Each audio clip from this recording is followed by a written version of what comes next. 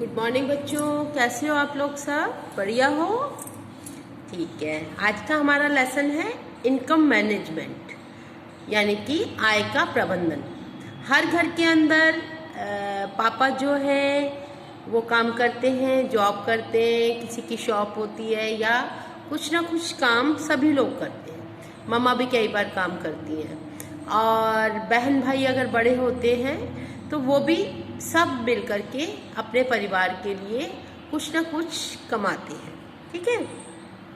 तो पारिवारिक आय क्या होती है? फैमिली इनकम क्या होती है? जब सब लोग मिल करके और चाहे वो पैसा है या कुछ सर्विस है हम देते हैं जैसे, और या कोई साधन, यानी कि धन, साधन और सेवाएं, जो कुछ भी परिवार के सदस्यों की आवश्यकताओं की पूर्ति के लिए और इच्छा पूर्ति के लिए किया जाता है, वो क्या होता है? हमारे घर में जो पैसा या साधन या आपके मतलब कुछ भी सर्विस, सेवाएं, जैसे मम्मी खाना बनाती है, कपड़े धोती हैं, और दीदी जो है ट्यूशन पढ़ाती है या किसी ऑफिस में काम करती है, भैया भी काम करते हैं, पापा भी ऑफिस जाते हैं। तो ये सारी चीज़ें क्या है, जो वहाँ से हमारे पास जो पैसा आता है, इनकम आती है, वो हमारी क्या कहलाती है? पारिवारिक आय कहलाती है। ठीक है। ये कैसे आती है? दो तरीके से आती है। एक तो धन के रूप में, यानी कि मौद्रिक पैसे, जब क्या मिलता है? पैसे मिलते हैं। जैसे कि हम जॉब करते हैं या हम कोई बिजनेस करते हैं तो हमें पैसा मिलता है। अच्छा, अब जैसे किसी के घर है, उन्होंने बहुत सारे अपने फ्लोर बना रखे हैं या बहुत बड़ा घर है, तो उन्होंने अगर उसको किराए पे चढ़ा दिया है तो उससे भी उनको क्या मिलता है? पैसा मिलता है, उनसे उनको किराया मिलता है। अच्छा, आप जैसे हमारे पास पैसा ज़्यादा हो जाता है ये, तो हम उसकी कुछ बचत करते हैं, उसको बैंक में हम डीडी बनवा देते हैं, एफडी बना देते हैं, या और किसी भी तरीके से हम उसको बचाते हैं, या तो उससे जो भी कुछ भी हमारे पास जो पैसा आता है, जो रुपए आते हैं, वो भी हमारी पारिवारिक आय होती है। अच्छा, कई बार ऐसा होता है घर से हम कुछ चीज़ें बना करके बेचते हैं, जैसे अचार बनाते हैं, वहाँ से लेडीज़ जो है सिलाई का काम करती हैं, या कुछ लोग जो है पापड़ बनाते हैं, कपड़े सिलते हैं, खिलौने बनाते हैं। तो उससे भी क्या होता है? जो हमें पैसा मिलता है वो भी हमारी पारिवारिक आय होती है। अब क्या है, जैसे कहीं से हमें कोई गिफ्ट मिलता है, किसी ने बहुत सुंदर मेरे को एक सेट दे दिया या कुछ, तो वो क्या है? वो भी मेरी एक तरह से अर्निंग हो गई, वो भी मेरी एक आय हो गई। और जैसे पेंशन आती है, बूढ़े लोग जो होते हैं वो रिटायर हो जाते हैं, लेकिन उनका क्या होता है? उनकी पेंशन आती है। तो ये सब चीज़ें जो है हमारी पारिवारिक आय में जुड़ती हैं। उसके बाद क्या है? जो साधन और सेवाएं, जैसे अब कोई गवर्नमेंट जॉब में है तो आपने देखा होगा कि गाड़ी लेने आती है पापा को, तो ड्राइवर मिल जाता है, और जैसे घर में राशन आता है, तो ये सारी चीज़ें फ्री में मिलती है हमको, एक तरह से हमारी जो सर्विसेज के बिहाफ पर मिलता है हमको। तो ये सारी चीज़ें हैं, जैसे कि ड्राइवर, कार, ट्रैवलिंग अलाउंस मिलता है, और मेडिकल फैसिलिटी मिलती है। जैसे हॉस्पिटल में हम जा कर के दिखा सकते हैं, किसी भी हॉस्पिटल में हम जा कर के आराम से, गवर्नमेंट जॉब वाले अपने जैसे आर्मी वाले हैं वो आर्मी के हॉस्पिटल में जा सकते हैं, और जो वो सारी चीज़ें जो हैं वो हमें क्या मिलती हैं? वो भी हमारा एक पारिवारिक आय का एक स्रोत होता है। ठीक है। जैसे अब किचन गार्डन में किसी ने सब्जियां लगा ली तो हमें बाजार से सब्जी नहीं खरीदनी पड़ती, तो वो भी हमारे पारिवारिक आय में आ जाता है। अच्छा, बहुत से लोग ये होते हैं कि बाहर अगर नई कपड़े रेडीमेड खरीदते हैं या नहीं सिलवाते, मम्मी को इतनी अच्छी सिलाई आती है, तो वो भी अपने आप अपने बच्चों का सारे जो ड्रेसेस वगैरह है वो सिल लेती हैं, तो वो भी, उससे भी हमारे पैसों की बचत होती है। तो वो क्या हो गया आपका? वो भी पारिवारिक आय हो गई। ठीक है। तो पारिवारिक आय का मतलब है नगद धन प्लस वास्तविक आय, उनको दोनों को मिला करके हमारा क्या बन जाता है? पारिवारिक आय बन जाती है। ठीक है। फिर व्यय क्या है? व्यय एक्सपेंडिचर, जो हम खर्च करते हैं। अब हम खर्च किस किस में करते हैं? खाना, कपड़ा, मकान, और एजुकेशन में नौकर रखते हैं, टेलीफोन का बिल है, नेट का बिल है, मोबाइल चार्ज कराना है, और जो भी कुछ जैसे हमारे खर्चे हैं वो सारे हमारे किस में आ जाते हैं, एक्सपेंडिचर में आ जाता है। ये सब कुछ आ जाता है हमारा खर्चा। एक हो गया हमारे आय और एक हो गया हमारे व्यय। मतलब आय हमारे घर में अगर जैसे आए पापा के आए 20,000, मम्मा ने कमाए 10,000, दीदी बहन तो 50,000 अगर हमारे पास आय हो गई तो खर्चा भी उतना ही हो जाता है कि खाना पीना सब कुछ देने के बाद जो है वो जो भी बचेगा वो आपका क्या बच जाएगा, वो सेविंग हो जाती है। सेविंग का भी मैंने आपको इसी में समझा दिया कि जो हमारी एक्चुअल इनकम है और जो हमारा एक्सपेंडिचर है उसको हम माइनस करते हैं, तो जो हम बचाते हैं घर के अंदर जो पैसा हमारा बचता है वो हमारा क्या हो जाता है, वो सेविंग हो जाती है। अब क्या है, इनकम का मैनेजमेंट करना बहुत ज़रूरी है। अगर आज मेरे घर में 50,000 रुपये आते हैं या 20,000 रुपये आते हैं और मेरा खर्चा अगर 25,000 का या 55,000 का है तो मैं सर्वाइव नहीं कर सकती, मुझे दूसरे से मांगना पड़ेगा। और अगर मेरे पास 50,000 रुपये है और मैं 40,000 में खर्चा करती हूँ और 10,000 रुपये अपने क्या करती हूँ, बचत करती हूँ कि मेरे आने वाले टाइम में मुझे ये पैसे कभी भी ज़रूरत पड़ सकती है, कभी बीमारी हो सकती है, कभी किसी त्यौहार पे कुछ चीज़ मंगानी होती है, कभी कोई फंक्शन है, किसी रिलेटिव की शादी है, तो वो हमारा जो है बचत है वो आगे आगे हमारे काम आती जाती है। तो हमें इसका जो इनकम मैनेजमेंट है उसको हमको बहुत ध्यान से ज़रूर ही करना चाहिए, ठीक है। इसके बाद हम अब चलेंगे, जो आपका क्वेश्चन है क्या ये है, आप पारिवारिक आय का मैंने आपको पूरा अच्छे से समझा दिया। साधन क्या हो गई, सेवा धन क्या होता है, साधन क्या होता है, सेवा क्या होती है। और मतलब इसमें पारिवारिक आय में भी प्रत्यक्ष आय और अप्रत्यक्ष आय ये भी जो है दो तरह से होती है। प्रत्यक्ष आय का तो आपको पता है कि जैसे आपको मैंने बताया घर में कपड़े सिलना और जो घर जैसे मिलता है उसका हमें किराया हमारा अपना होता है तो हमें किराया नहीं देना पड़ता, किचन गार्डन में सब्जियां उगा लेते हैं, तो ये सब चीज़ें जो हैं इस पे हमारे पैसे खर्च नहीं होते। तो ये क्या हो गया, ये हमारी प्रत्यक्ष आय हो जाती है, ठीक है। और अप्रत्यक्ष आय जैसे है कि अप्रत्यक्ष आय में क्या है, जैसे कंपनी से या कहीं इससे आपके ऑफिस से ड्राइवर मिल जाता है आपको, या काम वाली जो है आपके घर में रहती है लेकिन वो आपसे पैसे नहीं लेती है, सिर्फ वो है उसको रहने के लिए आपने घर दे रखा है, वो आपका घर का सारा काम कराती है। तो ये सारी क्या हो जाती है कि अप्रत्यक्ष आय हो जाती है। मतलब वास्तविक आय और अप्रत्यक्ष आय में दोनों में फ़र्क होता है, ठीक है।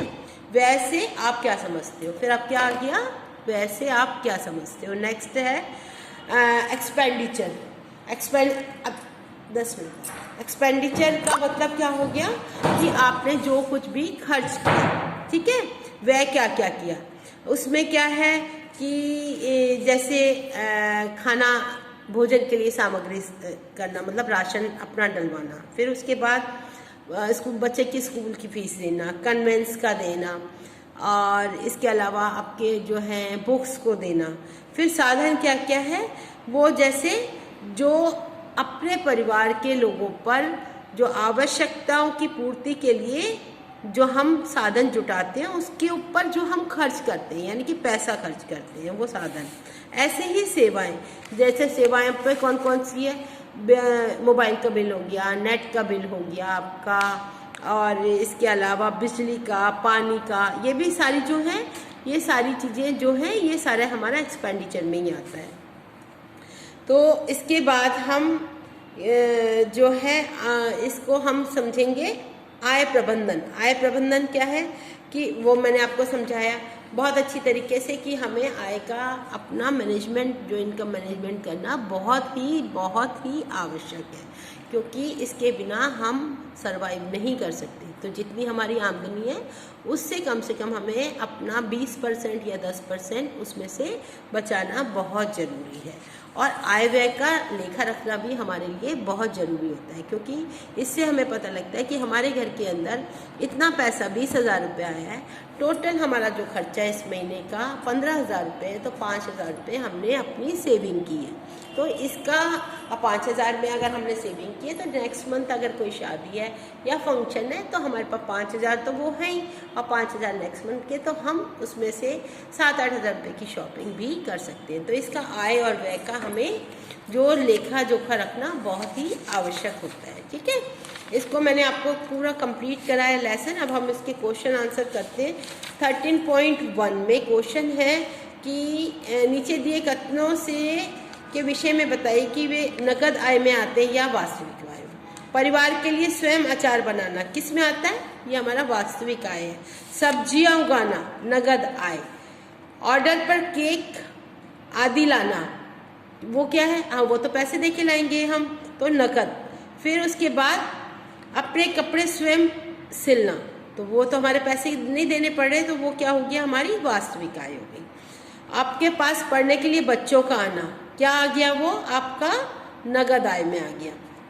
अपनी गाड़ी प्रतिदिन स्वयं साफ करना, आपको पैसे नहीं देने, तो वास्तविक आय में। जिसमें हमें पैसे नहीं देने होते, अपनी सेवाएं देनी होती है, मतलब पैसे नहीं देने होते, वो आपकी वास्तविक आय है। जहाँ पर आपको पैसे देकर के काम करवाना पड़ता है वो आपकी नगद आय है। इसको ध्यान से आपको करना है, और ये बहुत इजी सा है, कुछ मुश्किल नहीं है, बस आपको समझने की बात है। फिर उसके बाद जैसे अब है, इसमें से आपको कौन सी प्रायोरिटी पे रखोगे आप? ये क्वेश्चन एक है, छुट्टियां बिताने कहीं बाहर जाना या रेफ्रिजरेटर खरीदना। तो छुट्टियां तो हम कभी भी जा सकते हैं बिताने के लिए, लेकिन अब गर्मियों में तो हमें जो फ्रिज की ज़्यादा ज़रूरत होती है, तो ये क्या हो जाएगा? हमारा रेफ्रिजरेटर खरीदना। बच्चों के लिए अच्छी पुस्तकें खरीदना और बच्चों के लिए पौष्टिक भोजन खरीदना। इसमें से कौन सा है? पुस्तक तो फिर भी पढ़ सकते हैं ना, अगर हमारे शरीर में ताकत होगी, हम अच्छे होंगे, हम स्वस्थ होंगे, तो पुस्तक तो कभी भी पढ़ सकते हैं। तो इसलिए हमें पहले बच्चों के लिए जो पौष्टिक आहार है उसको खरीदना ज़्यादा जरूरी है। मिक्सर ग्राइंडर की खरीद या साधारण पर्दों के बदलने के लिए नए फैंसी पर्दे। अब पर्दे तो ऑलरेडी लग रहे हैं, लेकिन अगर किसी को मिक्सर ग्राइंडर की ज़रूरत है तो वो पहले उस चीज़ को लेगा, पर्दों को वो छोड़ देगा। सर्दियों के लिए पर्याप्त ऊनी कपड़े खरीदना या वैक्यूम क्लीनर खरीदना। तो इसमें क्या आएगा? सर्दियों के लिए पर्याप्त ऊनी कपड़े खरीदना। मकान खरीदना या छुट्टियों में विदेश जाना। तो मकान खरीदना ज़्यादा जरूर है, क्योंकि छुट्टियों में तो हम कभी भी जा सकते हैं। ठीक है, बहुत इजी है, कुछ नहीं है इसमें। अब राइट रॉन्ग है। जब आपकी आय ज़्यादा हो तो आय प्रबंधन की महत्ता होती है। इसका मतलब बताओ आप, सही गलत बताएं। जब आपकी आय ज़्यादा हो तभी आय प्रबंधन की महत्ता होती है। नहीं, ये क्या है?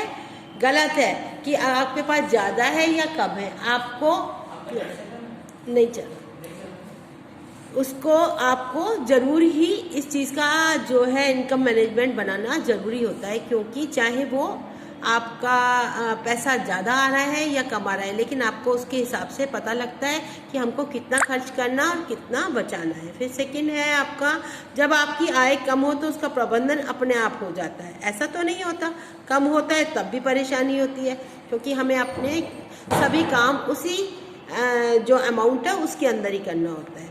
आवश्यकताएं अधिक होने पर आय प्रबंधन का सवाल ही नहीं होता, ये भी गलत है।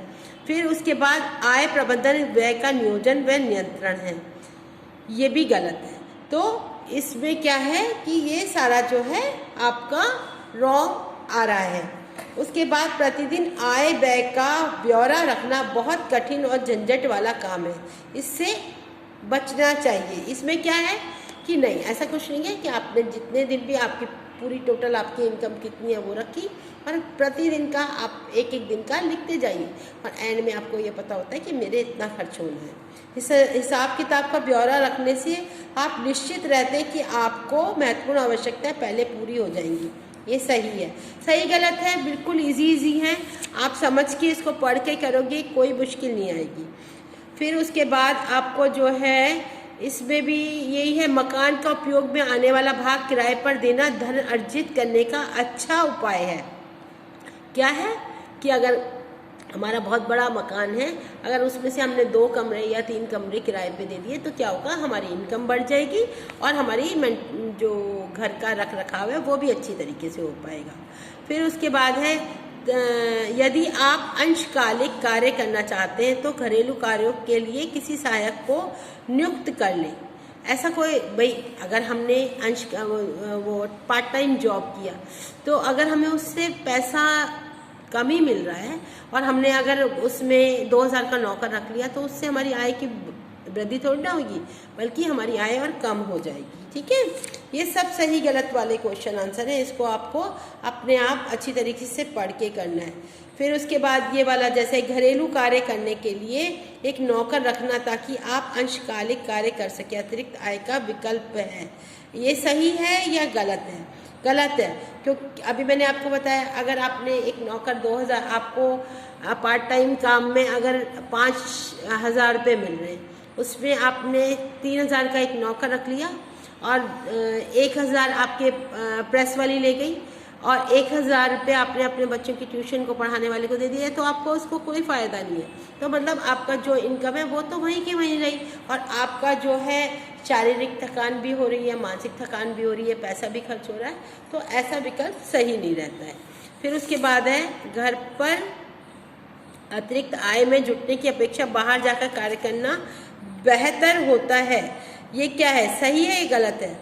क्योंकि घर पर रह कर के हम अपने बहुत सारे काम भी साथ साथ कर सकते हैं, इसलिए अगर हम घर पर रह कर के कोई काम करते हैं तो वो ज़्यादा अच्छा है, जबकि बजाय हम कहीं बाहर जा कर के काम करें। ठीक है, इसको आप ये फिर उसके बाद है मैचिंग करनी है।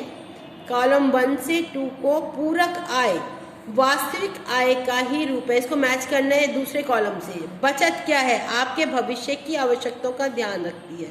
खाता रखने से आपको पता चलता है कि पैसा कहाँ खर्च हुआ है। अपने कौशल का उपयोग खाली समय में किया। अगर हम खाली हैं, हम बहुत अच्छी, मैं पेंटर हूँ या मैं बहुत अच्छी डांसर हूँ या मैं बहुत अच्छा पढ़ा सकती हूँ, तो मुझे क्या करना चाहिए? अपने खाली समय में कुछ ना कुछ ऐसा करना चाहिए जिससे मुझे पैसा भी मिल सके और मेरा शौक भी पूरा हो सके। ठीक है, अपनी आय का प्रबंधन आय के योजनाबद्ध व नियंत्रित उपयोग है। मतलब उसके द्वारा हमें ये पता लगता है कि हमें